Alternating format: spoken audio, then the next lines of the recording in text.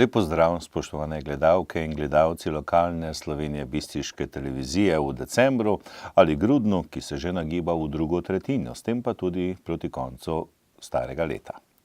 Ta in pretekli teden se je na Bistriškem zgodilo kar nekaj pomembnih prireditev, ki so zaznamovale skrb za človeka in njegove stiske. S ponedeljkom pa se na Trgu svobode v Slovenski Bistrici odpre Božičkov sejem s pestro ponudbo in številnimi zanimivimi spremljajočimi dogodki. Informativna oddaja tega tedna ponuja zanimivo vsebino, zato ste prijazno vabljeni k ogledu. Osnovna šola pohorskega odreda Slovenska Bistrica že tradicionalno pripravlja humanitarni koncert. Na Štatenbergu dve zanimivi razstavi, ki sta na ogledu v galeriji Atoms. V Slovenski Bistrici stranka SMC odprla pisarno. Komorna skupina Vivere v sodelovanju z Oktetom Planika pripravila božični koncert. V Slovenski Bistrici svečana prireditev ob Mednarodnem dnevu invalidov.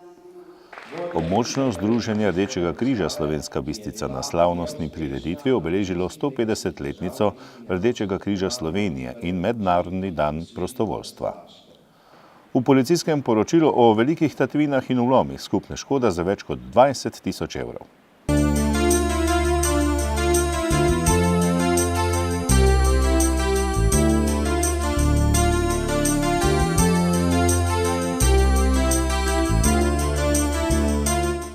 V rubriki Lokalna novica v humanitarni dejavnosti in drugih dogodkih. Učenci in delavci osnovne šole pohorskega odreda Slovenska Bistrica so v četrtek 8. decembra pripravili tradicionalno dobrodelno prireditev. Predstavili so se s pesmijo in deklamacijo, dogajanje so popestrili poskočni muzikanti.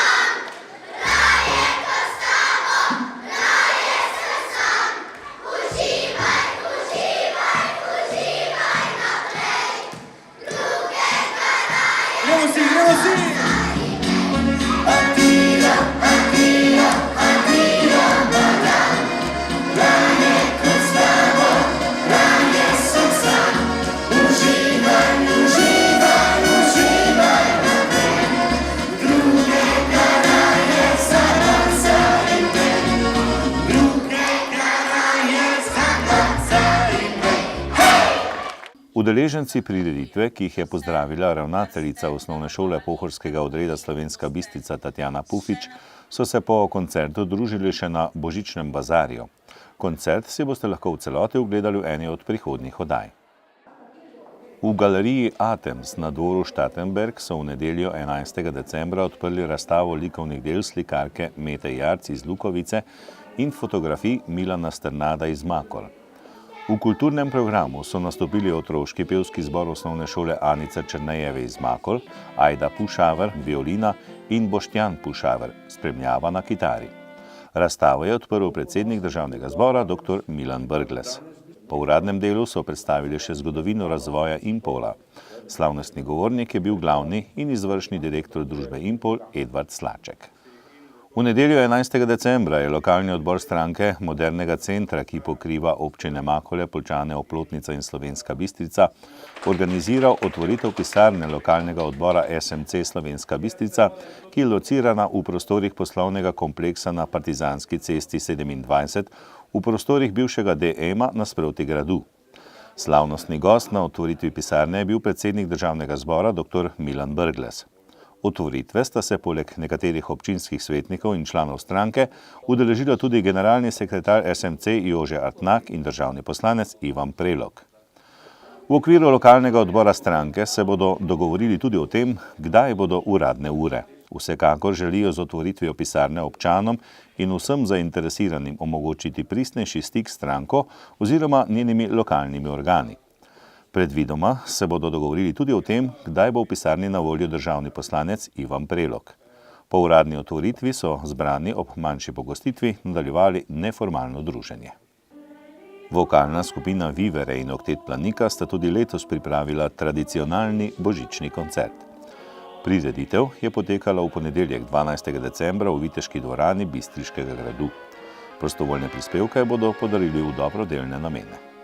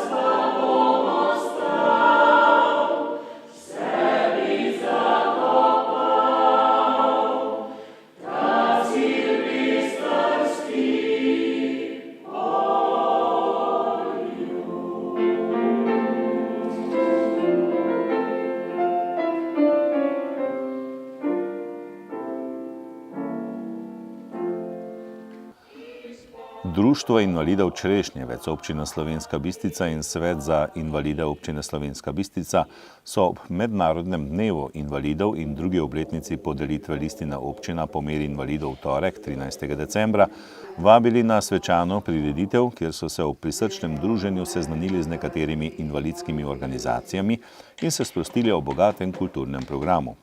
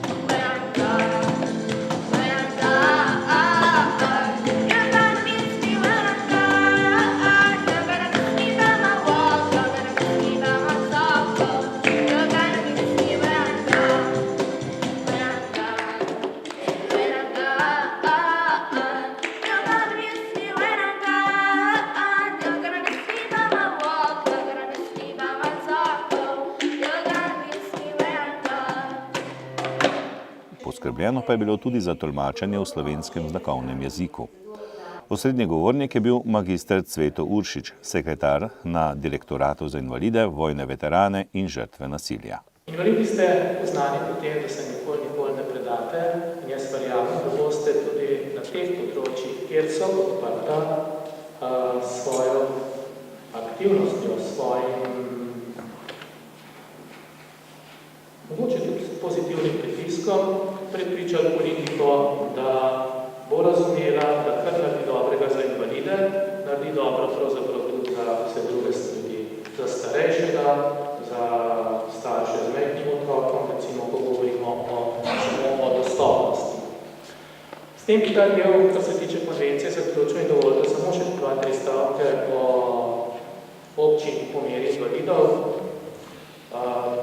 To je projekt, ki teče že od leta 2004, prva je bila občina Ajdovšna. Tudi tukaj nas je bilo nekaj, ko smo pa prenesli ta projekt iz tujine, poleg Zore Tomič, ki je bila takrat zelo aktivna na Zvezi delovnih invalidov, še nekateri.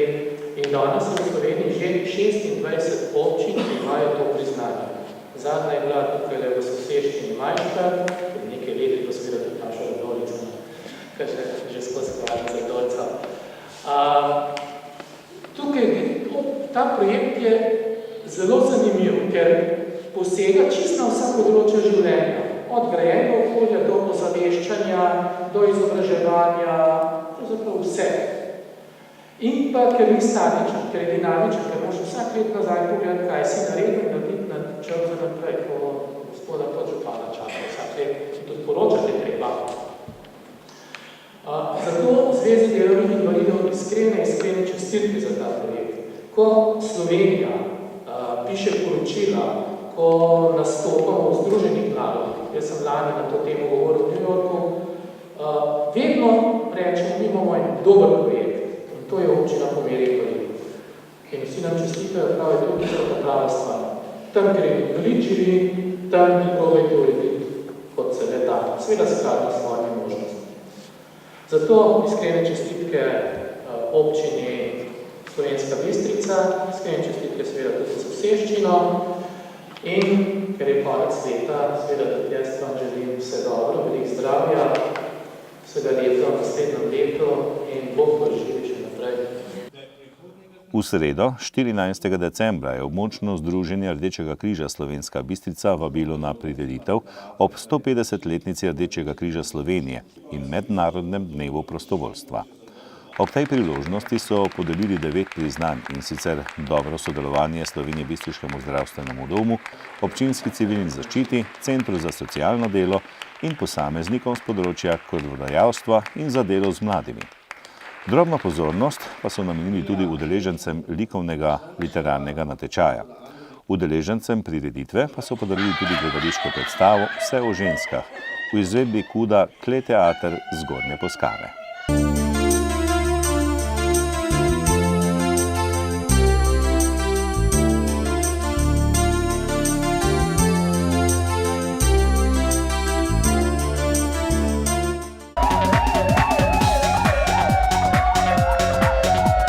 Policisti Slovenije Bistriške policijske postaje so pretekli in ta teden zabeležili in obravnavali naslednje dogodke in pojave.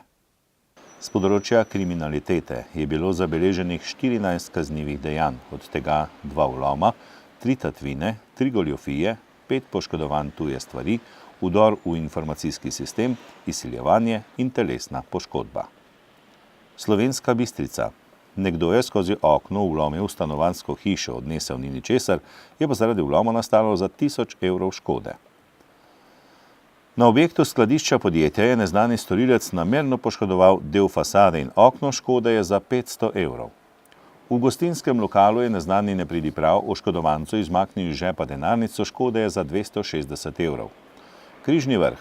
Znanec je prijavitelja pri trgovanju z osebnim avtomobilom oškodoval za nekaj več kot 3000 evrov. Šmartno na Pohorju. Z gradbišča večstanovanjske nenaseljene hiše je neznanec odpeljal večjo količino vodovodnega materiala in s tem podjetje oškodoval za 10 000 evrov. Ošelj. Iz počitniške hišice je nekdo ukradel 4 aluminijasta platišča s pneumatikami, vrtalni stroj in kubični meter drv. Škode je za 1800 evrov. Z področja prometne varnosti so policisti obravnavali 9 prometnih nesreč, podali 3 obdolžilne predloge, izdali 42 plačilnih nalogov in odvzeli 3 vozniška dovoljenja. Zaradi kršenja javnega reda in miru so posredovali 5-krat in obravnavali 1 požar.